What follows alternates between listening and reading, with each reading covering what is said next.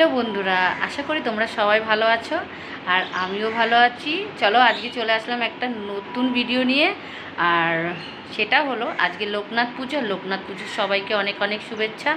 আর যেহেতু ভিডিওটা দিতে কালকে হয়ে যাবে, যার জন্য আজকেই বলে দিলাম। তো সবাইকে অনেক অনেক শুভেচ্ছা। লোকনাথ পুজো সবার খুব ভালো কাটুক।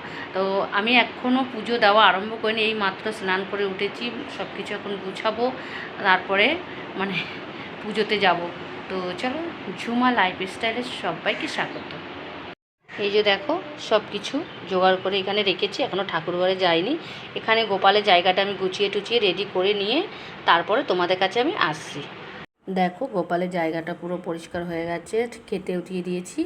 এবার যেহেতু আরতিটা করব গোপালের, যার জন্য প্রদীপটা আর ধূপকাঠিটা আমি একটু জ্বেলে নেব। এখন গোপালের একটু আরতি করব।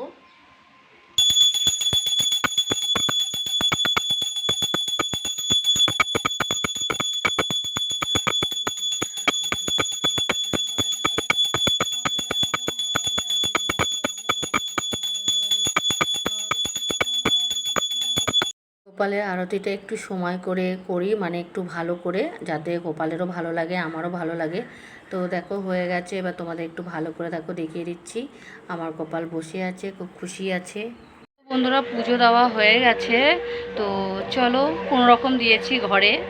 আর চলো তোমাদের পুজোটা দেখিয়ে দিচ্ছি। ঘরের পুজো দিয়েছি, দেখো লোকনাথ বাবাকে খেতে দিয়ে দিয়েছি। আম জাম লিচু আছে।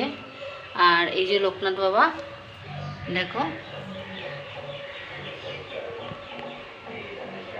পুজো দেওয়া হয়ে গেছে। দেখো চলে আসলাম বাইরেতে। আর দেখো ছাদের উপরে কত সুন্দর আজকে হাওয়া দিয়েছে, আর খুব ভালোও লাগছে ওয়েদারটা। তো চলো, এখানে একটু কাজ আছে, কাজগুলো করে নিই। গাছে জল দেওয়া হয়ে গেছে, আর একটু ওখানে কাজগুলোও করে নিই। তো বন্ধুরা, ওদেরও প্রসাদ খেতে দিয়ে দিয়েছি, আর ভিডিওটা দিতে এক সপ্তাহ পুরো দেরি হয়ে গেল। তো বন্ধুরা, এখন বসে আছি, সব গল্প করছি, ভাত গরম বসিয়ে দিয়েছি। আর এই যে ছেলে আর ছেলের মাম্মাম শুয়ে আছে, শুয়ে শুয়ে গল্প বলছে।